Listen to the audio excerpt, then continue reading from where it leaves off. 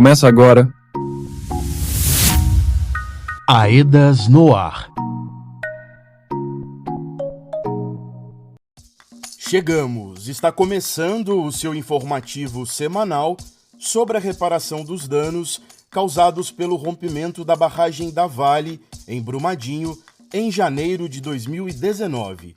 Eu sou Lucas Jerônimo e este é o Aedas no ar.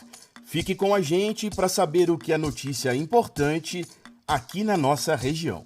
Este é um programa da Associação Estadual de Defesa Ambiental e Social de Minas Gerais, AEDAS, que é a assessoria técnica independente que trabalha ao lado das pessoas atingidas nas regiões 1 e 2 da Bacia do Rio Paraupeba e Represa de Três Marias.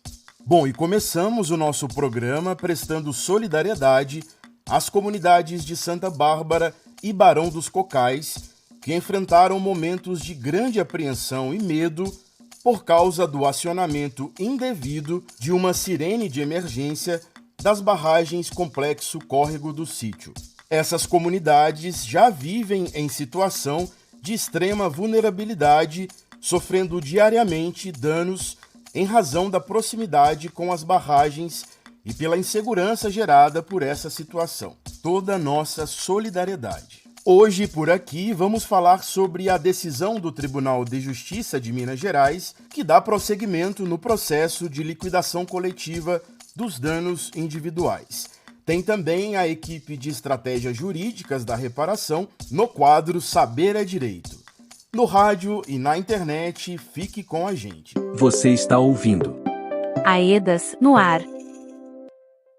Vamos de notícia, começamos falando sobre a decisão do TJMG que garante a liquidação coletiva dos danos individuais. Vitória muito importante das atingidas e atingidos, e os detalhes a gente traz para você aqui. Diego Cota. Olá Lucas, olá ouvintes. As pessoas atingidas pelo rompimento da barragem da Vale em Brumadinho conquistaram uma significativa vitória no último dia 24 de outubro. Os desembargadores do Tribunal de Justiça de Minas Gerais negaram o recurso da Vale S.A., que tentava invalidar o processo de liquidação coletiva dos danos individuais. O julgamento foi comemorado por dezenas de atingidas e atingidos das 5 regiões da Bacia do Rio Paraupeba e Represa de Três Marias, que se mobilizaram e realizaram manifestação em frente ao prédio do TJMG enquanto aguardavam o resultado. Um dos pontos de destaque da decisão é sobre a chamada inversão do ônus da prova, que significa que se a mineradora não reconhecer, se quiser negar direitos, deverá provar que não causou dano ou que o dano não tem ligação com o rompimento. Também fala da obrigação de contrapor provas apresentadas pela perícia, pelas instituições de justiça e assessorias técnicas independentes. É isso, Diego, e a negativa nesta semana do recurso apresentado pela Vale é resultado do processo de organização popular e participação informada das comunidades que em todas as etapas cobraram celeridade e justiça. Sim, Lucas, essa foi e é uma luta constante das comunidades. A atingida Paré, da comunidade do Tejuco, em Brumadinho, esteve presente no julgamento no TJMG e avaliou o momento. A sensação é muito grande, não tem nem explicação, não tem.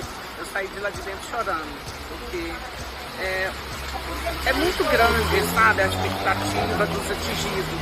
E que Deus colocou toda a misericórdia dele na frente, sabe, para olhar. E nossa, foi muito bom, muito. A gente não tem nem palavra para falar, sabe, não tem mesmo para falar. E espero que agora também todos, a justiça seja feita também, sabe. Os que fizeram isso também, né, tem justiça para eles também, né. E cada dia que passa tá aparecendo, mas ainda tem que ter mais. E quem fez isso tem que ser preso, né? Para o atingido Silas Fialho, familiar de vítima fatal, o momento representa esperança diante das várias lutas que as comunidades vêm enfrentando. Foi muito emocionante, assim, uma das audiências mais emocionantes que eu já passei dentro desse processo como um todo, e olha que não foi poucas, E principalmente a gente também, eu como familiar, ter uma vitória dessa hoje, onde o desembargador acompanhou o relator, dando 2 votos a 1 para o processo ele voltar à instância anterior, que é a do Dr. Murilo, continuar as demandas junto às perícias, né, do FMG, junto com as assessorias, dar andamento em algo que estava travado. Isso para nós é fundamental. A gente está cansado de esperar por justiça, sabe? Hoje deu um alento, deu uma luz no fim do túnel. Eu estou muito feliz.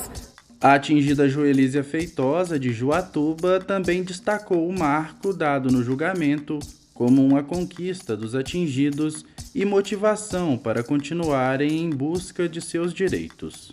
A minha avaliação é muito positiva, o meu sentimento é de muita emoção. Hoje é um dia de muita alegria para nós atingidos, porque é com muita expectativa que nós esperávamos por esse julgamento. A inversão do ônus da prova é, com certeza, um grande avanço e aproximamos ainda mais da nossa conquista, que é a indenização individual. Então, nós continuamos na luta, mas é importante demais valorizarmos esse momento, que só a luta garante essa vitória e a vitória final que está chegando, que é a nossa indenização individual, e seguimos na luta pela reparação integral justa que nós, os atingidos da Bacia do Paropeba, tanto almejamos.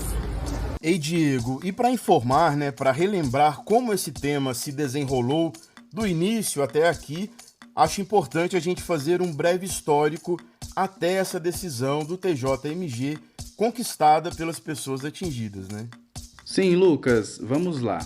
Como foi até aqui? Na primeira semana de outubro deste ano, o juiz Murilo Silvio de Abreu solicitou que a UFMG apresentasse um plano de trabalho preliminar, conforme pedido pelas IJs, entendendo a necessidade de ampliação e contemplação de novas categorias apresentadas pelas ATIs para as IJs. Nos dias 10 e 24 de outubro, aconteceram 2 sessões de julgamento sobre o tema. O desembargador André Leite Praça, relator do processo, negou o provimento ao recurso da Vale para manter a decisão de primeira instância do doutor Murilo Silvio de Abreu. O segundo desembargador, Marcos Vinícius, discordou da inversão do ônus da prova, e o terceiro desembargador, Carlos Braga, discordou da legitimidade das instituições de justiça para representar os atingidos na fase de liquidação. O que já havia sido decidido na primeira instância pelo juiz Murilo Silvio de Abreu continua válido para continuar a fase da resolução dos danos individuais homogêneos, reconhecer a legitimidade das instituições de justiça para representar as pessoas atingidas nessa fase do processo, para ampliação das perícias e para determinar a inversão do ônus da prova. Todas as informações sobre o andamento desse processo você pode conferir no nosso site, o aedasmg.org, e pelas nossas redes sociais no @aedasmg. Por lá, você acompanha as atualizações e as novidades sobre a liquidação coletiva. Valeu, Diego, é assunto importante, então tudo o que acontecer, a gente te informa por aqui. Hora da nossa pausa, intervalo rápido, e na volta a gente conversa com o pessoal da equipe de estratégias jurídicas da reparação sobre a liquidação coletiva. Tá com dúvidas? Fique por aqui que logo a gente te ajuda a entender. Voltamos já. Estamos apresentando Aedas no Ar. Voltamos a apresentar Aedas no Ar. Voltamos. Por aqui, Lucas Jerônimo e o Aedas no Ar, o seu informativo semanal sobre a reparação dos danos na bacia do Rio Paraupeba e represa de Três Marias, atingida pelo rompimento da barragem Mina Córrego do Feijão, de propriedade da Vale, em 2019. Nós também estamos diariamente na internet com informações importantes para a população atingida. O nosso site é o aedasmg.org e nas redes sociais você nos encontra pelo @aedasmg. No primeiro bloco do nosso programa, falamos da importante notícia de que o Tribunal de Justiça de Minas Gerais decidiu rejeitar um recurso da Vale S.A. Essa decisão garantiu o prosseguimento da liquidação coletiva dos danos individuais decorrentes do rompimento da barragem da mineradora. Agora por aqui chega o quadro Saber é Direito e seguimos falando sobre o tema com a Gabriela Soares e a Larissa Assunção, da equipe de estratégias jurídicas da reparação da EDAS, pessoal responsável por acompanhar esse assunto bem de perto. Na semana passada, falamos aqui sobre o que é a liquidação coletiva, as fases da liquidação coletiva, sobre o que as IJs e a Vale defendem, sobre a identificação de danos e sobre a atuação da EDAS nesse processo. Se você não ouviu o nosso programa anterior, todas as nossas edições estão disponíveis no nosso canal no YouTube. É a EDAS MG. Bem-vindas, Larissa e Gabriela. Seguindo aqui com as dúvidas sobre a liquidação coletiva, Larissa, por favor, nos diga como serão definidos os valores. Todas as pessoas vão receber igual? Será definido por núcleo familiar ou por indivíduo? Olha, ainda não é possível dizer como serão definidos os valores, porque isso será discutido e construído nessa fase de liquidação. No decorrer dessa fase, serão definidos esses detalhes sobre os valores e também sobre a forma de reparação. O que já foi definido na decisão do juiz Murilo é a criação de uma plataforma eletrônica que possibilite aos atingidos o requerimento de pagamento da indenização de forma simplificada, a partir de cada realidade de cada grupo de atingidos. É importante destacar que esse procedimento que será instaurado não é ainda a fase de execução dos danos individuais, ou seja, após essa etapa da liquidação coletiva, será necessária uma outra etapa, denominada execução, para que então as pessoas atingidas acessem os valores a serem pagos. Nessa etapa de execução é que será definido o valor da indenização individual. Temos que aguardar as próximas definições e andamento dos processos para sabermos como serão definidos os valores, como e quando serão feitos os pagamentos. Quem realizou o acordo individual irá aproveitar o processo coletivo? O que e como essa pessoa deve fazer? Esta é uma pergunta extremamente importante, pois no termo de compromisso firmado entre a Vale e a Defensoria Pública, foi prevista a solução consensual dos conflitos nos casos individuais. O que isso significa? Significa que cada atingido poderia utilizar o termo para resolver fora da justiça, extrajudicialmente, a sua reparação individual dos danos que sofreu. Porém, as conquistas coletivas poderão ser aproveitadas pelo atingido que realizou o acordo, desde que sejam identificados danos que não foram reparados pelo acordo feito com a Vale, pois há um direito do atingido receber as diferenças dos valores dos danos ainda não indenizados. É preciso ter muita atenção na hora de assinar qualquer documento, principalmente os que envolvem algum acordo de quitação da indenização. Normalmente, os acordos propostos pela Vale têm esse efeito de limitar a possibilidade do atingido de também participar de qualquer outra forma de reparação. Então, finalizando a questão, entendemos que é direito dos atingidos que firmaram um acordo extrajudicial receber a diferença dos valores que não foram indenizados. Porém, é preciso estar atento no caso a caso, verificando as cláusulas de cada acordo individual. Nós sugerimos procurar um acompanhamento jurídico para verificar o seu caso e entender melhor quais as possibilidades de atuação que poderão ser realizadas após o acordo firmado com a Vale. Larissa, em caso de falecimento dos atingidos antes da liquidação individual, como procederá a sucessão dos direitos?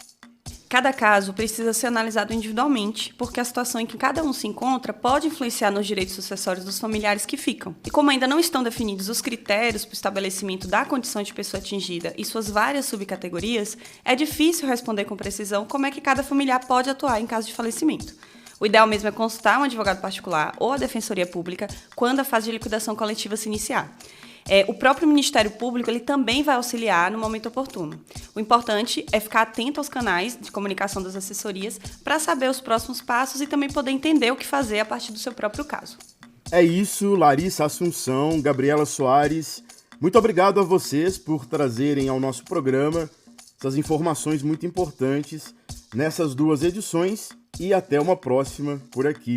Valeu! Nós que agradecemos e estamos disponíveis para qualquer dúvidas ou esclarecimentos. Muitíssimo obrigada. Até a próxima. Você está ouvindo AEDAS no ar. Já está disponível a edição de outubro do jornal Vozes do Paraupeba, o jornal impresso da Assessoria Técnica Independente em Brumadinho e nos municípios da Região 2. Na edição de outubro, você pode conhecer a história de Silvia Neves, de 8 anos, que mora em São Joaquim de Bicas, e uma matéria especial sobre as crianças e o direito ao meio ambiente ecologicamente equilibrado nos territórios atingidos. No jornal, você também confere mais informações sobre a aprovação da proposta definitiva do anexo 1.1. Ei, povo, o AEDAS no ar está terminando por aqui. Se você gostou da nossa conversa, compartilhe com mais pessoas. Os nossos conteúdos estão disponíveis no YouTube e nas nossas redes sociais, sempre atualizadas. Segue a gente lá no @AEDASMG, deixe lá o seu comentário, o nome da sua comunidade, a sua dúvida ou sugestão. Na semana que vem nos encontramos por aqui, neste mesmo horário, aqui na sua rádio. Um abraço e até mais. Este programa é produzido com recursos provenientes do Acordo de Reparação.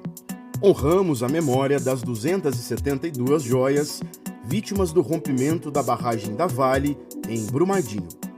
Esta edição teve produção de Lucas Jerônimo e Diego Cota. A edição de áudio é de Douglas Kissey. O design gráfico do programa no YouTube e nas redes sociais é de Wagner Paulino.